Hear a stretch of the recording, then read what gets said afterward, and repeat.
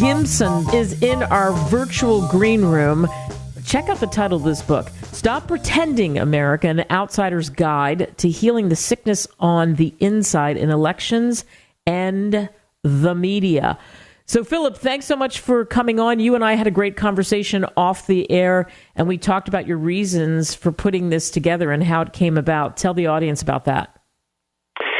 Well, I look at what's going on in this country, and everybody seems to be worried about our democracy, but it doesn't seem like citizens are really taking responsibility for it, in the sense that you have at least 1 out of 4 American adults buying into this whole idea that the 2020 election was stolen, and that's more than 50% of Republican voters, and that's frightening. And what I ask people to do, and I give them the tools in the book, is to find out the answers for themselves. They should hold the feet to the fire of those people making the claims that the election was stolen, and say, and write them letters, which all the letters are provided in the book, and say, okay, show me the evidence. And if they can't show corroborating evidence, then you have to decide as a citizen, are you okay with continuing to be lied to and manipulated? And that's what I ask people to do, is find out the answers for themselves.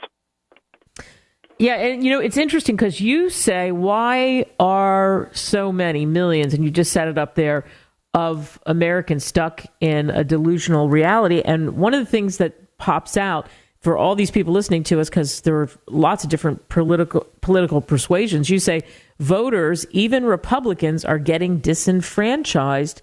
And you're saying that Correct. Some leaders and bad actors really are using fraud to overturn voter mandates. Why can't we just have free, clean elections here in the United States? I mean, are we in a banana republic? What's going on? We are. We are in a banana republic because that's what Donald Trump wants. That's what Doug Mastriano wants in Pennsylvania.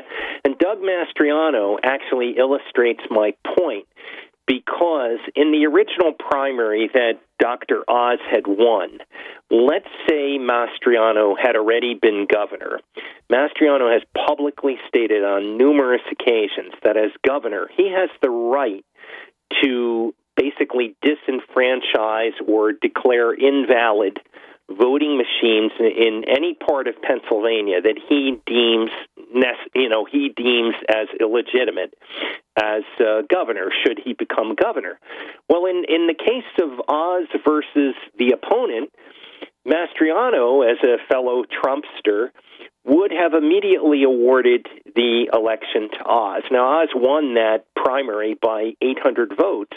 He could have lost, but my point is, had Mastriano already been governor in the state of Pennsylvania, in a similar situation, he might just automatically declare, someone like Oz the winner, because he, as a governor, is aligned with Oz politically. And we need to stop this political partisanship and let the vote let the vote stand.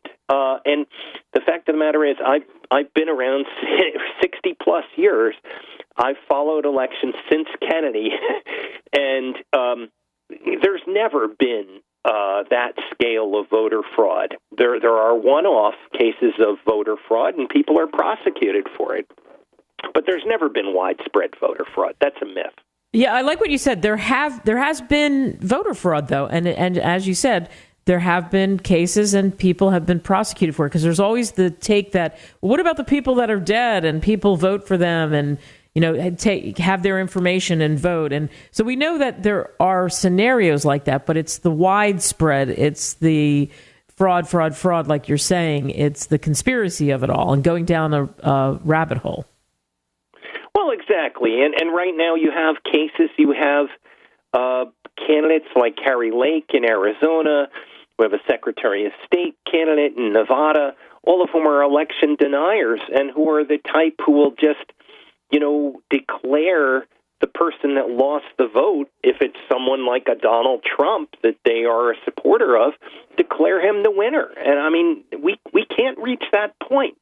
And the thing I would say to most Republicans out there, because I don't want this to be too partisan, I was a registered independent voter for 30 years. But if you are a registered Republican today, I will say this.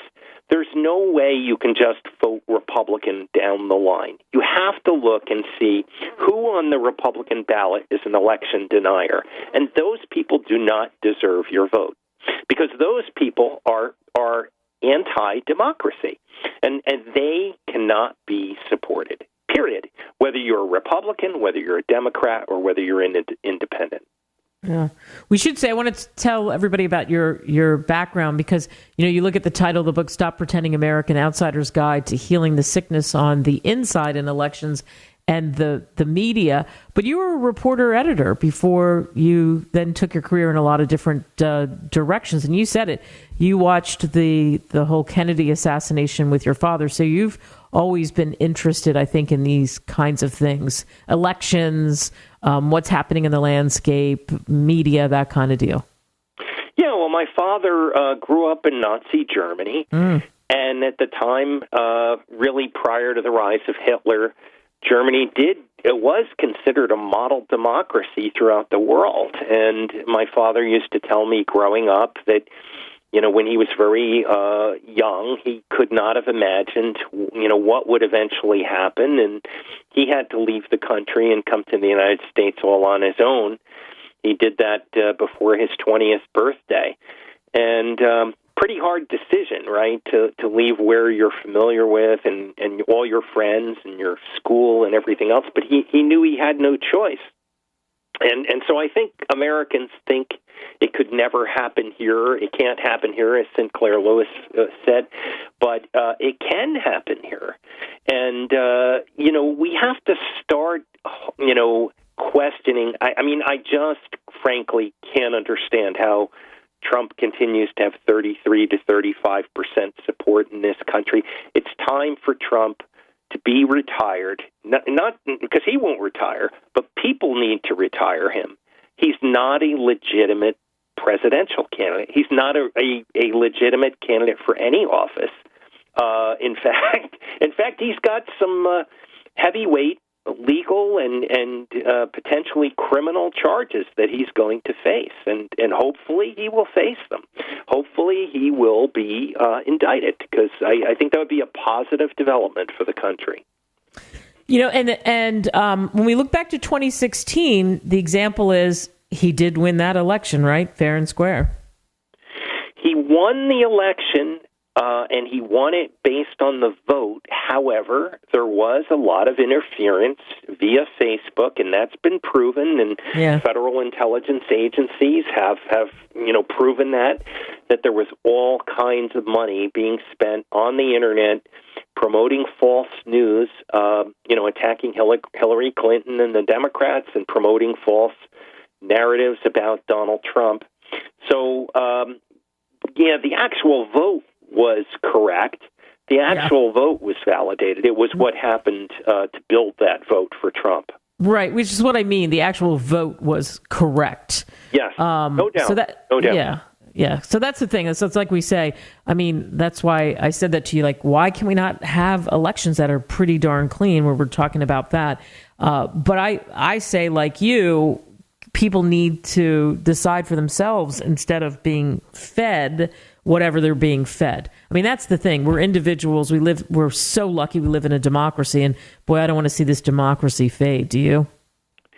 No, and it could easily fade. But that's why people can't accept those agendas. People can't be registered Republicans and buy into that, the 2020 election was stolen. Be a registered Republican if you wish, but say I'm not going to go, along with that false agenda. It's a false agenda. And in the United States, we have a court system, and in our court system, if you have the goods, you have to bring it. And in 61 out of 62 court cases, Trump and his campaign failed to bring the evidence. Rudy Giuliani is facing disciplinary charges in two districts in New York State and in Washington, D.C., and Sidney Powell is facing disciplinary charges from the bar in the state of Texas. Why? Because they promoted false narratives in a court system and failed to bring the goods. So, and why many Republicans don't understand that, I don't get. We have a court system. You need to bring the evidence. If you don't have the evidence, you don't have a case, period. Yeah. But if you have the evidence, bring the evidence then. Right. And that's where the public comes in, because citizens can write these letters. In fact, Sidney Powell's address is included in there. They can ask her for the so-called Kraken that she claims she has. Okay, provide the evidence. There's letters to Trump in the book. Okay, Donald Trump, provide the evidence. He doesn't have it. He never has. It's all a myth. Also, I call on the state GOP in Texas. I call on the entire board of officers to resign. Why? Because they passed a resolution claiming that Joe Biden was not the legitimately elected president of the United States, and they refused to recognize him. That's tantamount to secession. So they should resign. They don't have any evidence on which to base that resolution. That's irresponsible. They're promoting the end of democracy. So that's my message for the Republicans in the state of Texas. And there's much more in the book, and you back up what you're saying, and Stop Pretending American Outsider's Guide to Healing the Sickness on the Inside in Elections and the Media. Philip Gimson. Thanks, Philip. Thank you so much, Kate.